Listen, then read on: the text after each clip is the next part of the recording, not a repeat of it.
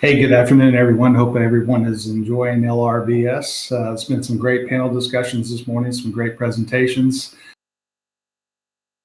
My name is Greg Johnson. I will be your moderator for this particular session is diversity in maintenance and reliability. And the presenter is Caitlyn Young-Gilbert. This particular presentation was pre-recorded, and unfortunately, Caitlyn will not be joining us. She's actually on an airplane right now. So we will not have a Q&A session afterwards, but you can connect with Caitlyn on the Connect feature on the homepage. If you have any questions for her, please connect with her and make your questions known. I'm sure she will comment back. You will see her tomorrow on the Empowering Women for STEM panel that is on tomorrow's schedule. At the bottom left-hand corner, your left-hand corner, you will see the code for the prizes. As you know, we were giving away several pretty neat prizes, some iPads, earbuds, and a few other things. So the more codes you enter on the homepage, the better your chances of winning.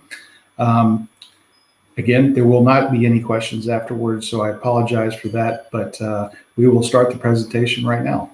Please enjoy. All right, let's get started. So, hello everyone. I'm so grateful to be presenting at this year's Lubrication and Reliability Virtual Summit.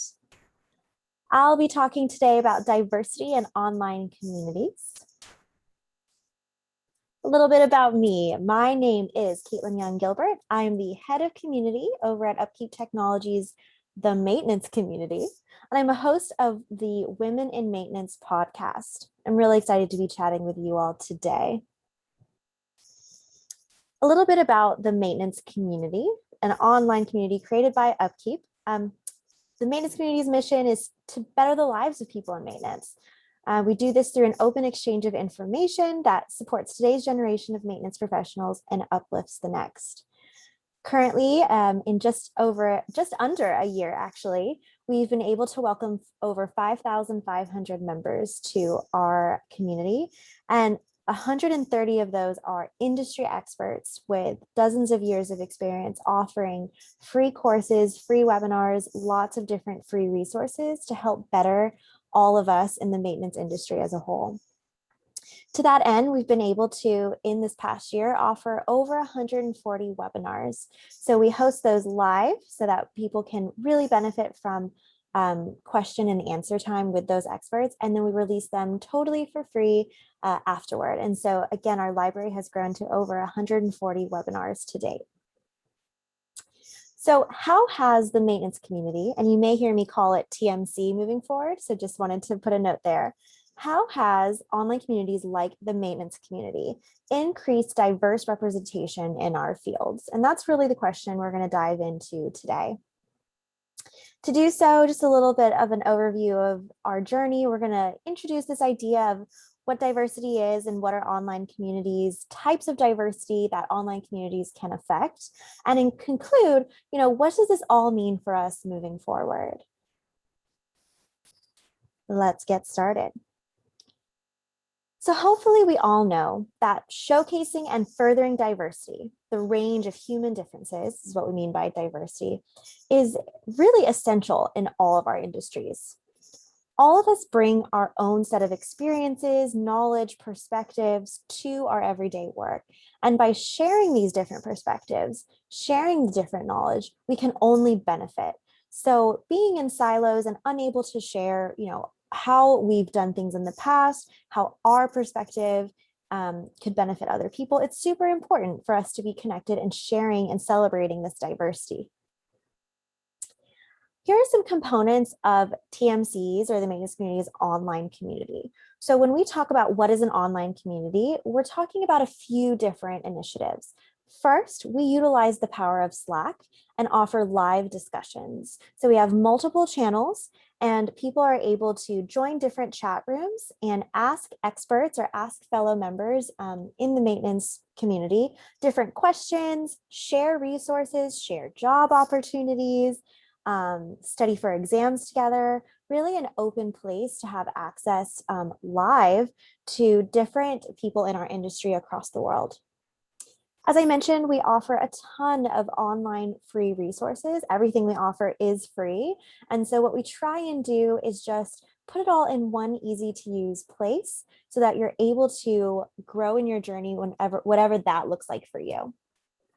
We have a variety of experts and we're always recruiting for more. So we make sure to look for those in very specific different areas and also larger discussions about maintenance and reliability. And so if you were able to go to our website, upkeep.org, we have a full breakdown of all the different resources we have, as well as a page dedicated to who our experts are and different ways for you yourself to become an expert. Lastly, we have interactive events. So kind of taking all of these things together, we have our experts host live discussions or our free resources and webinars and ask people to interact live. So, was the slide you just saw confusing, or do you have a different perspective that maybe the group could benefit from? So we try to make sure it's not just one person sharing information, but as many times as we can, keeping them interactive, either on Slack, through the webinars, or different activities like that.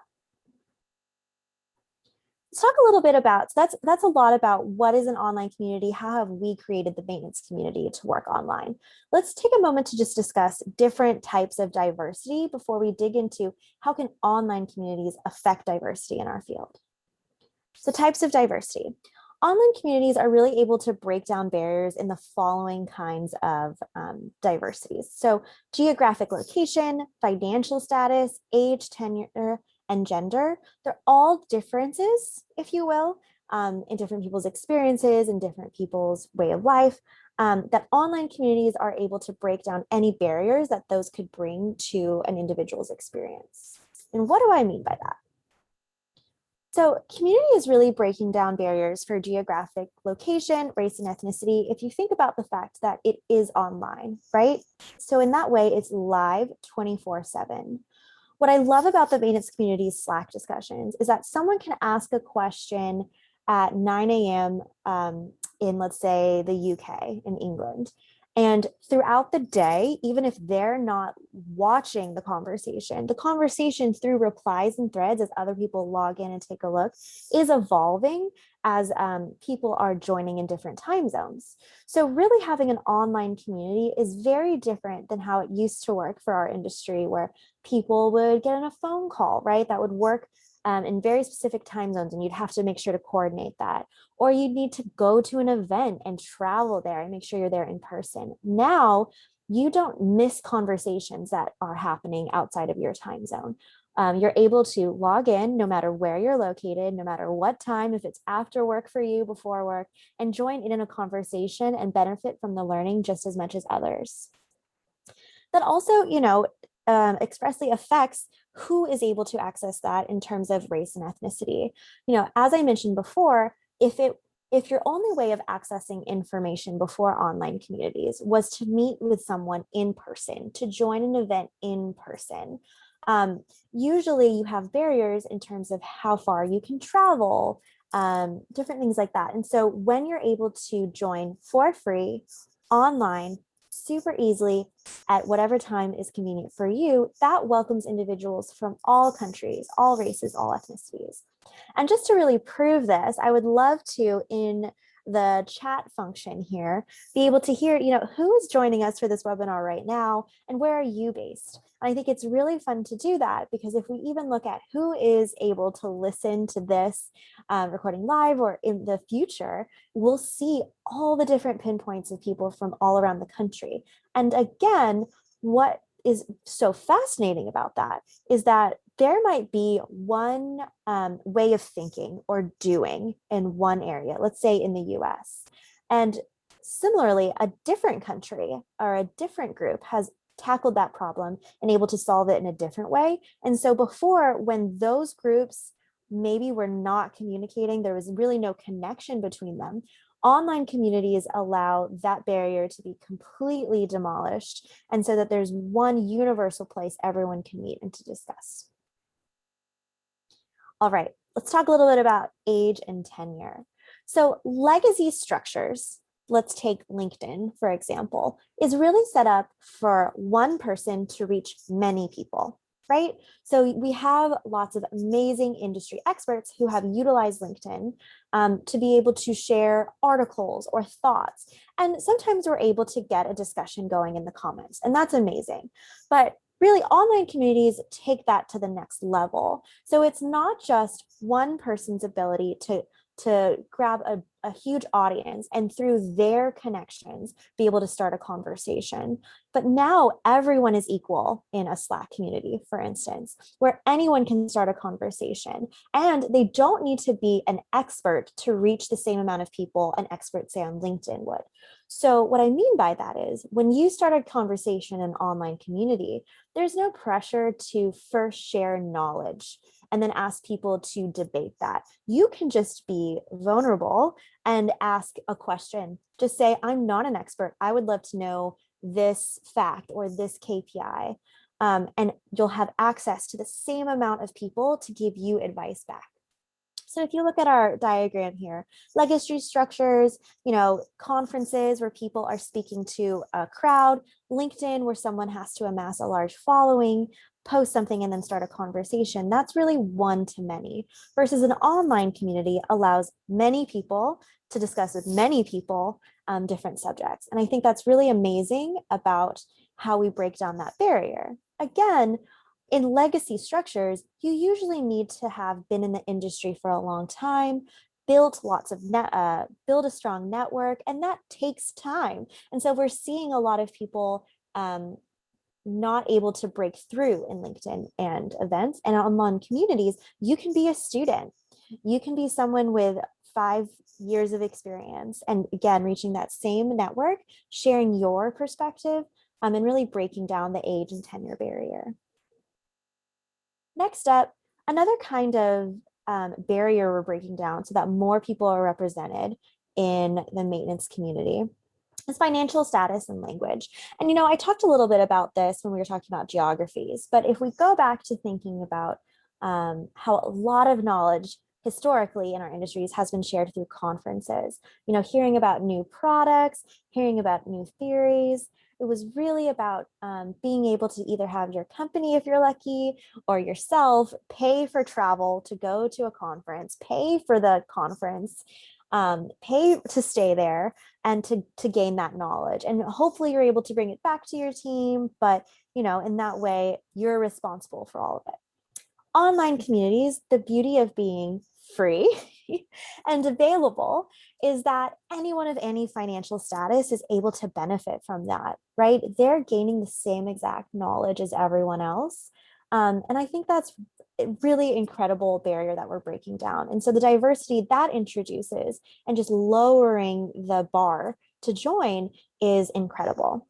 And something else I want to mention is, once we've moved to online communities that are offering virtual events, so again, conversations over Slack or webinars, having it be recorded or written allows for people who maybe speak different languages, maybe the host language, so in this case, English is their second language, they're able to pause, go back, replay, really digest and understand the information. They're able to turn on captions and have a translation for the different knowledge. And so if you think about how much is actually getting through because we've decreased the language barrier and allowed more people to, again, replay, have it written out, have it translated is really beautiful and opening up all of that knowledge that previously wouldn't have been able to be accessed and now breaking down the language barrier. So that's another benefit of online communities.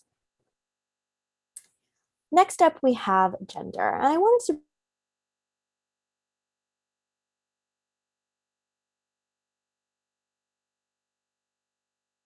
how can we affect it? How can we impact it? And so something that came to my mind is when you're in an online community, pausing for my internet saying it's unstable. Okay, we're back. When you're in an online community, it's kind of a great equalizer, right? You can create a profile and you can include a photo of yourself, you can include your name. And so if, let's say, you're ever feeling intimidated to be a voice in an industry that perhaps you haven't seen representation of yourself before, that barrier is quite taken down, because there is a way to be anonymous in an online community. And what I mean by that is just, you offer as much of yourself as you would like to. Your value is in terms of what you're contributing and not your identity. And so I think that's a real benefit to online communities. And something else we should think about is 49% of, let's say, the US labor force is women. But if we break that down into our previously siloed industries, right, the numbers are closer to 29% of women are in manufacturing, 8.9% of women are in construction, 13.3% of women in mining. And that's broken down in the entire industry. If you break those numbers down per company, for instance, you're going to see even smaller numbers. And I mention this because, if you're a woman in those industries, there might be days, months, years that you don't see another woman in your same industry, right? You don't make that connection with someone who looks like you or has the same identity as you. When we bring all of these industries together under one umbrella and welcome them all under this one maintenance community, the ability to see more women represented in our field increases. So now all of these percents come together and you are able to see, you're a woman in manufacturing and I'm a woman in mining, and maybe the exact industry or products we're working on are different, but still I'm able to connect with you and feel like I'm represented in a bigger way.